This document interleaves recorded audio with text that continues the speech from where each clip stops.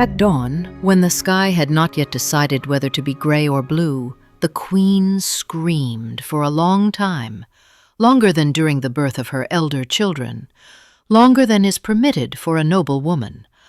Her voice broke into a rasp, and her fingers clawed into the pillows as if she wanted to drag something from the pain with her. The midwife, old and weary, leaned over her, no longer praying, whispering something in her dialect, forgotten beyond these walls. When the child slipped from the womb, everyone froze. He was pink, as he should be, and cried, loudly, demandingly. But the midwife did not laugh, as usual, did not say a boy or a girl. She cried out, clutched her chest, recoiled, and whispered, "This is a sign." Servants came running, but dared not approach. The queen was not breathing, only staring at the child. Her eyes were wide open, like those of a drowned woman pulled out too late. The newborn lay on the sheet, the body ordinary, the skin soft, but between his legs, in all its merciless clarity, lay flesh, enormous, disproportionate. Not infantile, not human. The midwife covered her mouth with her palm and whispered, "This is not a child. This is a warning." The next morning, all the windows in the chambers were closed. The doctors were silent. The priest refused to baptize the infant immediately. He demanded first to cleanse the room with fire. He did not name the reason, only crossed himself, touching his chest with a trembling hand. The king entered without looking at the infant. He had awaited an heir. He received something else. His face did not flinch, but his voice became dry as parchment. "We shall call him Charles, but no one must see." The swaddling clothes were sewn thicker. They chose a blind wet nurse. Servants were ordered to remain silent under threat of death. But rumor crawls like smoke, through cracks, around ankles, through whispers. In the castle they began to whisper, not about a child, about a curse. They did not call him by name. Only he, only that one. Years later, those who served that day remembered. There was something in the room that could not be seen but was felt, as if the air had become heavier, as if the room itself had become a judgment. The child grew, in silence, in a lodge at the edge of the garden where, instead of toys, shadows, instead of songs, footsteps. He did not know he was special. Did not know they called him the King with the Mark. He simply breathed, slept, cried. And his flesh grew, not by days, but as if in a dream. And everyone who accidentally saw turned away, not from shame, from fear, because this boy did not look like a miracle. He looked like a sign. Thus began his life, not with love, with fright, with a mark, with a curse in swaddling clothes. Chapter 2. Fingers Pointing Downward. He was 7, but when he entered a room, adults fell silent, not because he was the heir, not because he was raised by a strict tutor, but because there was already something in him that should not be in a child. He did not yet understand the words desire, passion, sin, but he felt the gazes. They burned, pierced, slipped away, and always fell below the belt, as if his entire body was background, and the center, the cursed club that grew with him, frightfully, absurdly, faster than his soul. Servants whispered in the corridors, "He's already like a man." Ladies-in-waiting secretly peered into the bath, then bit their lips and hid in altar niches. From their own thoughts. They did not give him toys. Instead of balls, silk cushions. Instead of books, strange miniatures in leather cases where women curved and men held themselves. He looked at them, not with lust, with detachment. He did not understand why this was for him. When the governess tried to give him a fairy tale, she was forbidden. "He has no time for fairy tales," said the chamberlain. "It's time to learn life." But they taught him life not in the hall, but in the body. They sewed special clothing for him with an elongated front. At balls he did not dance, not because he could not, because everyone watched. Not his face, not his bearing, but what swayed beneath the fabric.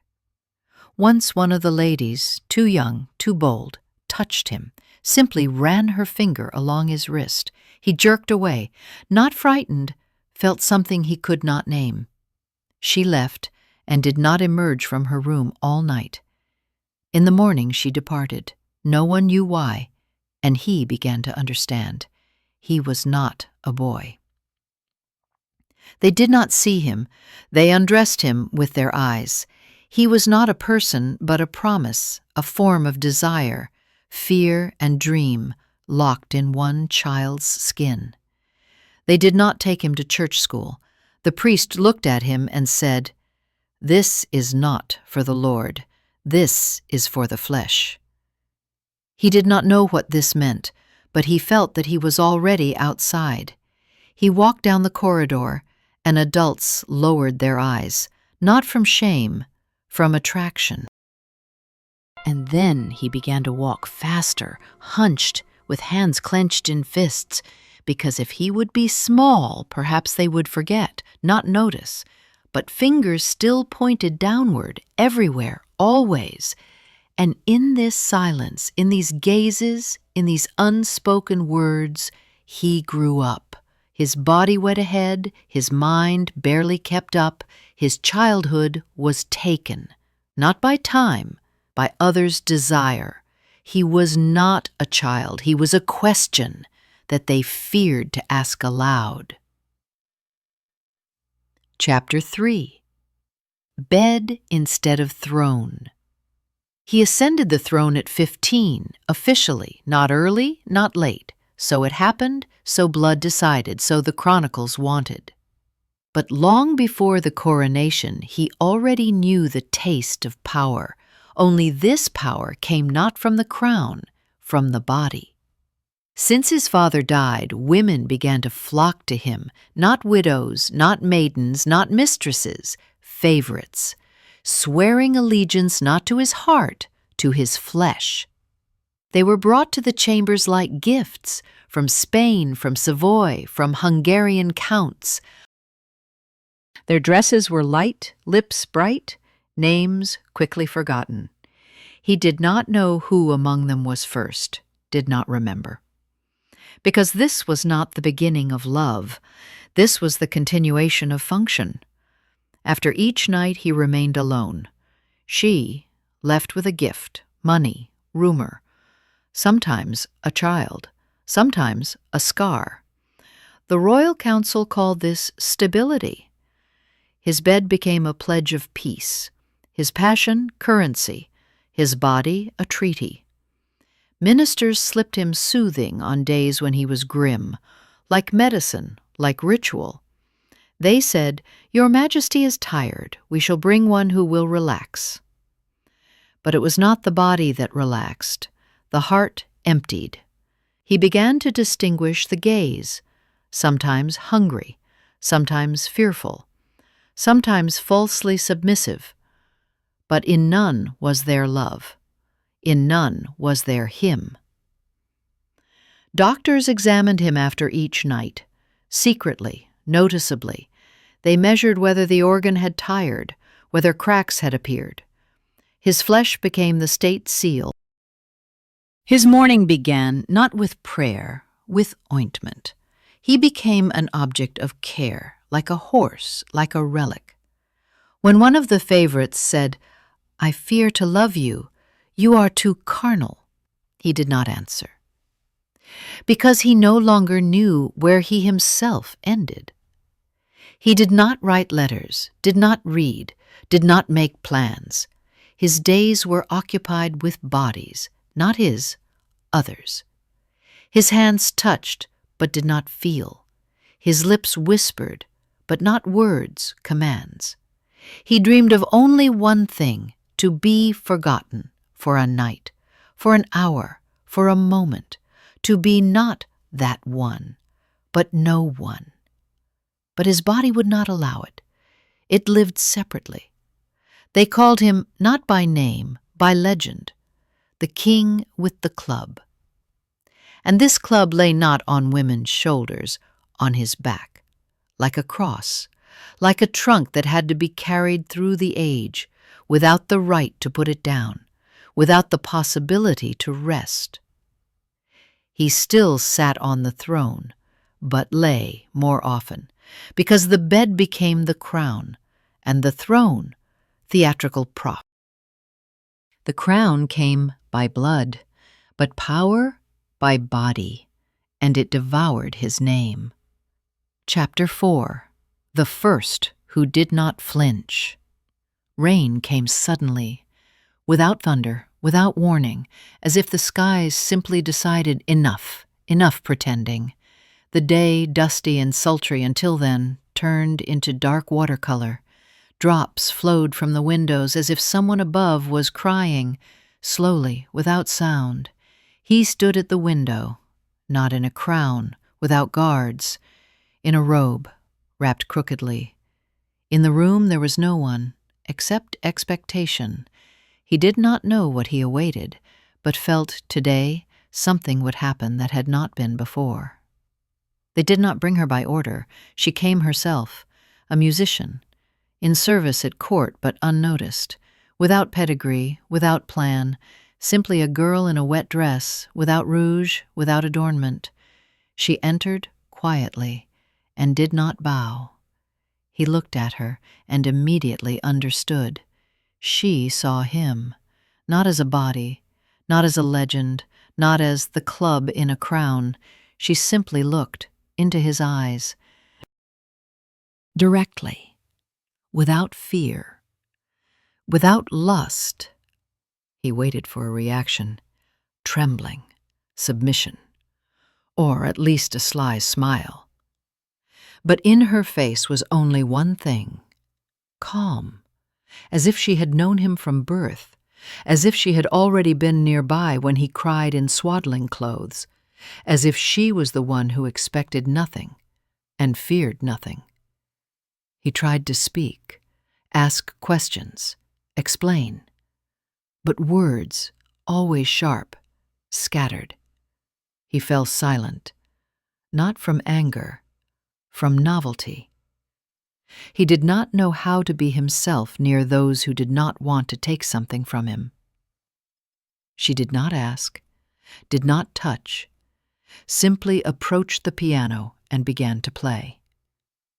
The melody was strange, without repetition, without completion, as if she played not for him, about a body that had become heavy, about hands that had forgotten caresses, about breathing that gets confused at night.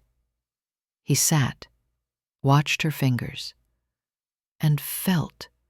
Something in him was cracking, not painfully, correctly. When the music died away, she did not ask if he liked it. Did not wait for applause, simply looked into his face, and he could not endure it, lowered his gaze for the first time. In this moment he understood before him was not a subject, not a toy, not a woman before him a person, full, whole, free. She left as quietly as she came, without a bow, without words, and the rain stopped for a moment, as if the air itself froze from what had happened. He did not touch her, but there was touching deeper than skin. It remained not on the body, inside, in that place he had long considered dead. She was the first who did not flinch, and the first from whom everything inside trembled. Chapter 5. Not to lie down, to remain. They met again not in the palace, not in the garden, not in the reception hall, there where nothing important had ever begun, in the library, in the farthest room, where books smelled of time and the air stood like in a chapel. He entered there by chance, or so it seemed to him. She sat by the window, without music, without a dress for reception, in gray, almost monastic fabric, with hair braided without ribbon. She leafed through a book and did not raise her eyes when he entered, only after a moment, a brief glance, almost in jest. He wanted to leave, or say something important, but he remained, and said nothing, simply sat nearby. For many years he could not be in silence. He was surrounded by speeches, moans, commands. Silence always seemed dangerous, but with her it was safe. They did not speak, simply sat, drank water from one pitcher in turns, like children. He held the cup with both hands, as if afraid to drop it. She looked at his fingers and smiled, without meaning, simply, warmly. That night he did not call her to himself, but she came. Not by order, not as a gift, simply came. He did not undress her, did not examine, did not measure breathing, simply moved aside, yielding her a place on the bed, and they lay side by side, not touching, only shoulders, only breathing. The fabric between them was thin, but the air thicker. He listened to how she breathed, slowly, calmly, and for the first time did not count that he should be someone. He was not a king, was not a club, was not a myth. He simply was, alive, in a body that did not demand function, that simply existed. She did not touch him, but he felt as if her hands lay on his chest, did not press, held. He did not ask why she came, did not offer to stay, but that night she did not leave. In the morning he woke, and she was still beside him, sleeping, quietly, as if she knew her presence should not be loud. He did not touch her, did not wake her, simply watched, long, as if trying to remember every hair, every line. This was not a night of love. This was a night of life, the only one in which he did not have to be anyone, and in which he, for the first time, did not feel lonely. He did not touch her. He remained, and in this, she remained. Chapter 6. Disappearance without a trace. Morning came without color, gray like ash, like dust on icons. In the corridors, drafts whispered, not human voices, but something old, forgotten. He woke suddenly, fingers reached to the side, and met emptiness, cold, quiet. He sat up, did not immediately understand, did not want to understand. The servant, as usual, entered with a cup of warm wine, set it on the table, bowed low, and froze. "Where is she?" asked the king. The servant was silent, long, and then whispered, "She is no more." He sprang up. The fabric of the robe slipped from his shoulders. In his eyes, not anger, numbness. He went himself to her room, slowly, without guards, without words. The door was ajar. Inside, perfect order, clothing folded, pillows straightened. On the windowsill, a dried cornflower. Nearby, a tray. On it lay parchment, one line. She did not belong to you, and will belong to no one. There was no signature, only dust, only silence. He stood long, did not breathe. His heart beat not in his chest, in his throat, fists clenched. But he did not cry out. He was raised to contain pain. Even when it burns through inside, he screamed, but silently, screamed with his gaze, hands, body. His shoulders shuddered as if from cold that was not there. His eyes remained dry, because tears were lower in the body, in that very flesh that had once been a weapon, and now an empty shell. Servants were silent. No one dared say more. He summoned everyone, each one. No one saw how she left. Not one chain, not one witness, as if she dissolved, or as if she was carried away not by legs, but by someone's will. He examined all corners, checked secret doors, shouted names, not hers, those who might know, but no one knew, or pretended. That day the king disappeared. Not literally. He ate, he signed decrees, he listened to ministers, but his face became different, as if what made him human left with her. At night he returned to her room, sat on the floor, pressed the parchment to his lips. Not as a letter, as remains. He did not know where she was, whether she lived, whether she remembered. He knew only one thing. She left not because she did not want to, but because she could not stay. The world where he was that one did not allow her to be near. Because in this world a woman looking into eyes was always a threat. She did not belong to him, and now belonged to no one. Only he remained, with silence, with an empty bed, with a piece of parchment, and someone else's will, carved in one line. She did not belong to you, and will belong to no one.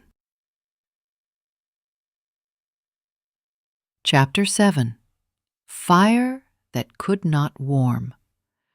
The first thing he ordered done, burn the bed, not move it, not change it, not consecrate it, burn completely. In the back courtyard of the palace, where they usually burned rubbish, spoiled scrolls, and candle stubs. He stood nearby, in a cloak over his naked body, and watched as flame devoured wood, silk, sheets in which her shadow remained. The smoke smelled of wax and longing. The fire crackled, but he heard something else, her voice, her breath, her step, departing into nowhere. After this he ordered mirrors removed from all walls, from chambers, halls, even from washrooms. Mirrors lie, he said. They reflect the body but not the heart, reflect the mask but not the pain. His reflection frightened him more than night, because in it, emptiness. He forbade calling himself Majesty. Everyone, even advisers, had to say, son of she who died. So he called himself, not king, not sovereign, only son, because now everything in him lived through loss. At balls he was present, by duty, by tradition, but no longer danced, did not drink, did not touch hands.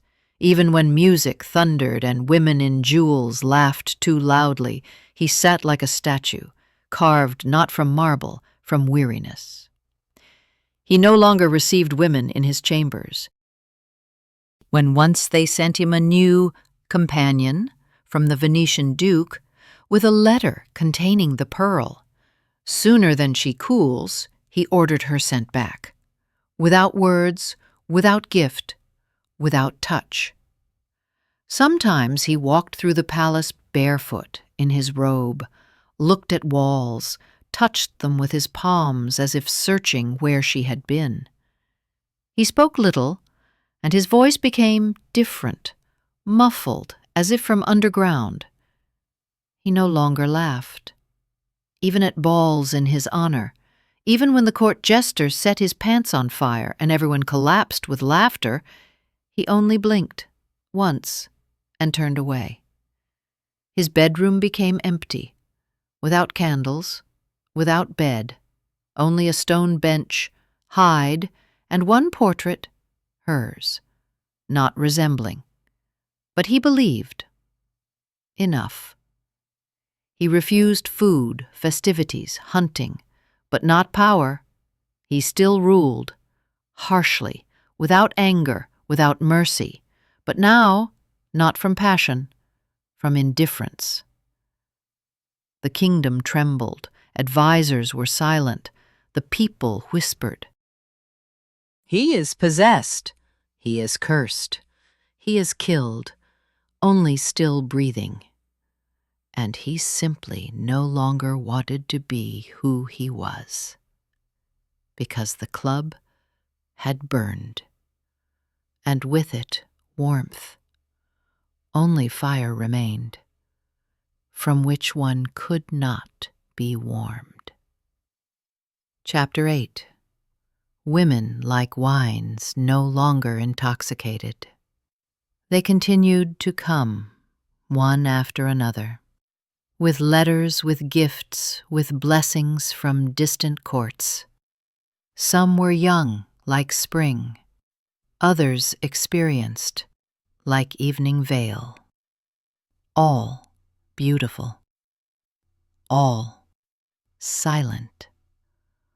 All equally alien. They no longer told him directly, simply reminded, "Your Majesty, today Mademoiselle arrived," and added, "for one night." He nodded indifferently. Weariness lived in him like a permanent guest. He no longer felt bodies, neither his own nor others. Girls sat nearby, afraid to breathe. They were taught to be gentle, to be ready, to be convenient. But he saw in them not women, dolls, carefully carved for his form, for his curse. He tried to talk, asked names, passed. Favorite scents. They answered in whispers as at confession, without fire, and some even became frightened. Once, when he simply touched an elbow, the girl recoiled. He did not anger, only exhaled, deeply, and rose, went to another room, and did not return. He increasingly thought, "I am not human. I am a mechanism. I am a hostage of skin that everyone wants to touch, but no one wants to understand." Club, a word that once sounded like a joke, now became bars. He was behind them, inside, alone. Once he saw in the mirror a stranger, large, silent, with a face in which neither youth nor age remained, only weariness, only duty.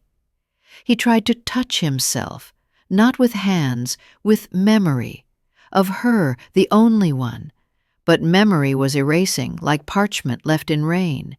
He knew what she was called, how her hair smelled, but could not recreate her breathing. It disappeared, like light at the end of a corridor. Wine no longer intoxicated. Women did not touch. Words had no meaning. Even the body did not respond. He became empty, like a cup from which they drink and do not thank. They embraced him, they kissed him, they stroked him, but no one asked, "And what is inside you?" Because everyone needed only one thing, not his gaze, not his soul, not his loneliness, only it, his club, his golden cage. And he understood. His body, this was not a weapon, this was a wall, and behind it, he, the one no one sought anymore. Chapter 9. The Last Act of the Body. This night the palace slept especially quietly. Even the steps of guards sounded muffled, as if ashamed to wake the walls. Candles burned evenly without trembling. The air was thick, like honey before a storm. Everything seemed to know something was ending, something was returning home. He sat in solitude, in chambers where once there was laughter, rustle of dresses, breathing of two. Now only he, and a sheet of paper on which his hand traced crookedly, with trembling. Bring the portrait. The one he painted himself. Not an artist, not a master, himself, with fingers unaccustomed to holding a brush. He painted it a year ago, in secret, with one goal only, to preserve the gaze, not the face, not the lips, only the eyes. The portrait was imperfect, angles of the face rough, hair almost colorless, but the eyes looked as she looked that night, without fear, without request, without worship, simply at him. When they brought it, he did not cry, did not sigh, simply took it as one takes a cup with poison, carefully but decisively. He ordered cushions laid out, all fabrics removed, to lie directly on stone, without mattress, without silk. I want cold, it is more honest than warmth. He lay down, placed the portrait beside him, face toward himself. His hand barely touched the frame, as if afraid to startle, and whispered to the servant standing at the door, "Tomorrow, do not wake. Until midday, under no pretext." The servant nodded, wanted to say something, but the king's gaze was calm, surprisingly bright, like that of a person who finally stopped fighting the weight of his own body. All night he lay, did not move, only breathed slowly, almost soundlessly, eyes open. Looked into the eyes on the portrait, and somewhere deep in his chest, separation was happening, from power, from flesh, from everything that held him on this throne of muscles and myths. Toward morning, breathing became rarer, face calmer. He did not frighten, he simply let go. Himself, her, everything. When the sun rose and the servant dared open the door, he found the king already without breath, eyes closed, hand still touching the portrait frame. He died not in bed, not in palace, not as a monarch. He died in himself, like a person who chose the last act of the body and decided to play it not on stage, but in silence, without witnesses, without ovations, only with those eyes that did not flinch. Chapter 10. The Club That Was Carried in Velvet. When it became known that the king was dead, the palace did not weep, did not sob, did not pray. It simply froze, like a coffin, tightly closed, without air. Servants passed the news in whispers. Advisors wrote reports. The people were silent, not from grief, from bewilderment. He died not on a battlefield, not from poison, not in the arms of a beloved. He simply left, quietly, unnoticed, as if he had grown weary of being alive. They did not place his body in a sarcophagus immediately. First they summoned the priest. He examined the face, hands, chest. Then, long gazing silently into emptiness, pronounced, "The rest must be removed." And surgeons, with faces hidden by cloth, cut out what the entire court had spoken of for 20 years, what they had bowed to silently, what made him not a king, a miracle. his club. They placed it in a casket, lined with velvet, with gilded clasps. In a note they wrote, "Fragment of royal power. May it be preserved as testimony of the epoch." The casket was taken to a monastery, not to a cathedral, not to the royal archive, but to a cell where they kept relics. They placed it between a saint's bone and an archangel's feather, and closed it. Days passed, weeks. At the funeral they made speeches. He was magnificent. He brought peace. But no one dared say who he really was. His name was forgotten faster than expected. In songs they sang of the king with the cursed gift, in chronicles of the magnificence of the body. In portraits they painted the face, but beneath it always shadow, and this shadow was not from the mantle, from flesh. Years later, children asked, "Is it true that one king had a club that was kept like a holy relic?"